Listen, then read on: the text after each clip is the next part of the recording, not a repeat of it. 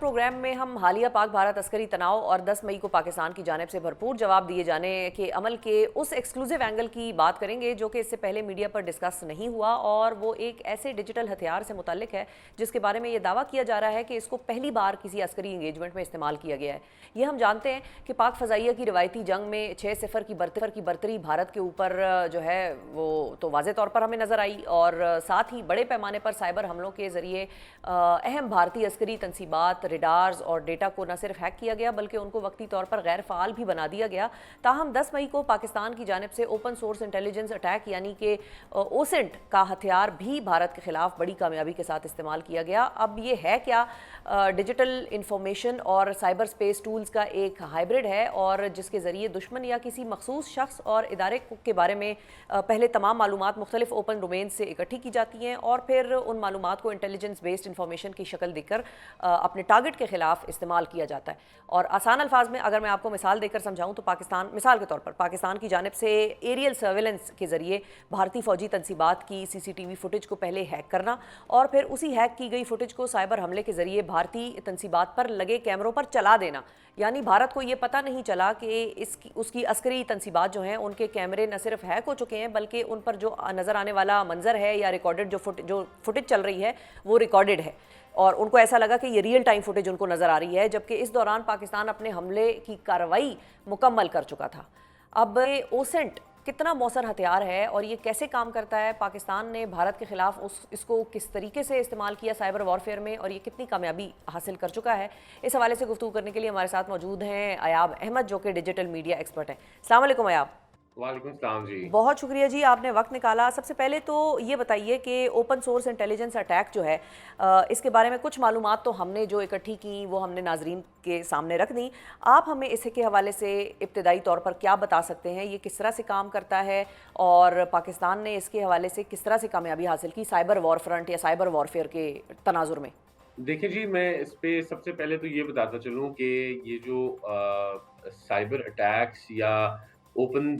Source intelligence attack होता है, ये इससे पहले एस्टोनिया एक कंट्री यूरोपियन कंट्री है जिसमें एस्टोनिया और रशिया जो है वो ये चीज़ यूज़ हुई थी, और रशिया ने पूरी एस्टोनिया को जो है वो जैम कर दिया था थ्रू देयर साइबर अटैक। उसके बाद ये अभी देखने को मिला, बट ये एक डिफरेंट केस स्टडी है। जो इंडिया पाकिस्तान मिली ये उससे रिलेटेड नहीं है, ये एक बिल्कुल ठीक है। डिफरेंट केस स्टडी ऐसे है कि जो ओएसआईएनटी ऑपरेशन, जो ओसेंट ऑपरेशन जो है वो या ओसेंट अटैक पाकिस्तान ने किया है, बेसिकली डिफरेंट ऐसी है कि इंडिया एक्सपेक्ट नहीं कर रहा था कि उसके सिटीजन्स की जानिब से या उनकी जो सीसीटीवी फुटेजेस हैं या जो उनकी फौजी जिस तरह के आपने बोला जी, फौजी तनसीबात पे जो सीसीटीवी कैमरास लगे हैं, वो वहाँ से फुटेज हम जो है वो गैदर का इंडिया ये एक्सपेक्ट नहीं कर रहा था। इस स्ट्रैटेजी को यूज़ कैसे किया गया कि जिस रात हमला हुआ, जिस रात पाकिस्तान ने हमला भारत पर किया, उसी रात जो हमारे साइबर वॉरियर्स थे, उन्होंने जितनी फुटेजेस थी उस वॉर के दौरान की, वो तमाम कंपाइल कर ली, वो तमाम उन्होंने एक जगह इकट्ठी कर ली। और उसमें ये हुआ कि अब फॉर एग्ज़ाम्पल जैसे इंडिया ने फ़ौरन कहा जी कि रफ़ेल नहीं गिरा। हमने जो है वो बठिंडा में जब रफ़ेल गिरा हुआ है, उसकी फुटेज निकाल के उसकी जो है वो तमाम जो साइबर अकाउंट्स हैं उनको फ़ीड की, और वो पूरी दुनिया ने देखा परसों रात को स्पेशली। जंग की रात को वो ज़रूर गया, लेकिन बेसिकली इतने इतने हेवी अमाउंट में बम्बार्ड करते हैं इनको, इन वीडियोज़ को, इन फुटेजेस को, कि वो एक पूरे वर्ल्ड में उसका परसेप्शन चला जाता है जी कि ये चीज़ एक्चुअली ऐसे हुई है जिसकी इंडिया मिस इन्फॉर्मेशन फैला रहा है। तो एक्चुअली इसको ओसेंट अटैक के बजाय काउंटर ओसेंट अटैक जो है वो कहा जा सकता है कि हमने इसका बेसिकली एक काउंटर तैयार करके रखा हुआ था, जो कि हमने परसों रात को, कल रात को और आज रात को हम इस पे अभी फैलाई जा रहे हैं इसको, अच्छा, इस पे काम हो रहा है। यानी कि एक इंफॉर्मेशन की एक भारी तादाद उसको गैदर करके और उसको उनके ऊपर बम्बार्ड कर दिया जाता है ताकि उनको कंफ्यूजन हो या आपका नैरेटिव वहां पर चला जाए, या इस किस्म की यही बात हम कर रहे हैं ना? जी, एक तो वो भी कलेक्टिवली वीडियोज़ जो हैं उनको भी कर दिया जाता है। फिर दूसरी बात इसमें सबसे इम्पोर्टेंट ये है कि अब जिस तरह के आपको पता है कि इंडिया ने अपनी तरफ से क्या स्ट्रैटेजी यूज़ की थी वॉर के दौरान कि इंडिया ने हमारे एक्स अकाउंट्स इंडिया में काफ़ी सारे बैन कर दिए थे। हम्म। हमने ये किया कि हमने थ्रू अवर एनोनिमस मीन्स, अब उस चीज़ को हम ऑब्वियसली उस तरह से बता तो नहीं सकते, लेकिन हमने डिफरेंट कंट्रीज़ को यूज़ करते हुए, और हो सकता है कि वो इंडिया के अंदर भी कुछ अकाउंट्स ऐसे चल रहे हों कि वहाँ से हमारा जो नैरेटिव फ्लोट हुआ, ये जो परसों रात को हमने ओसेंट अटैक किया है, वो it it was not just from Pakistan, वो हमने थ्रू वेरियस कंट्रीज़ जो है वो अकाउंट्स यूज़ करके हमने वो इन्फॉर्मेशन इतनी फ़ीड की, और उसमें ये हुआ कि जो भारत के, जो इंडिया के जो जो मीडिया चैनल्स थे, जो उनके एक्स अकाउंट्स थे, जो कि डिसइन्फॉर्मेशन फैला रहे थे, वो हमारा ये नैरेटिव इंडिया तक नहीं पहुँचा, हमारा ये नैरेटिव यूएस में गया, हमारा ये नैरेटिव यूएन के ऑफिस तक गया, हमारा ये नैरेटिव जो है यूरोपियन कंट्रीज़ में गया कि भई हमने पाकिस्तान ने किस साइट पे हमला किया, किस जगह पर, किस टाइम पर, वो हर चीज़ जो है वो विद टाइम, विद लोकेशन, और जिसमें इंडियन अच्छा, सिविलियंस ठीक है। जो हैं वो बता रहे हैं इस चीज़।